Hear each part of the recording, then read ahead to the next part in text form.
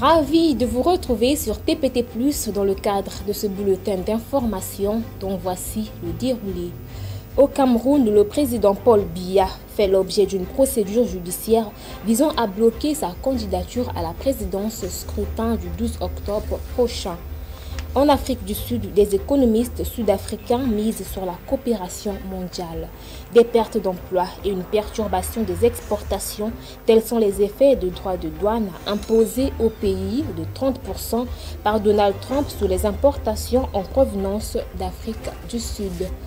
Au Soudan, alors que la guerre civile entre l'armée et les forces de soutien rapide se produit depuis avril 2023, une épidémie de choléra d'une intensité sans précédent aggrave une situation humanitaire déjà catastrophique avec pour bilan 2500 morts en un an.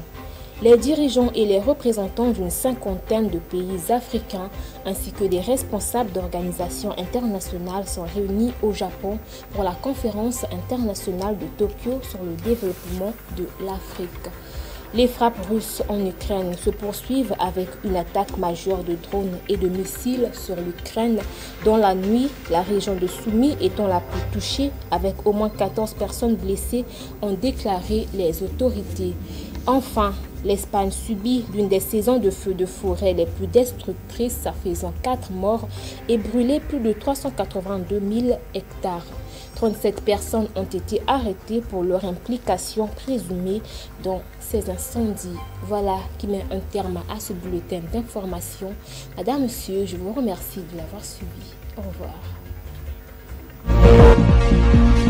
Audio Jungle.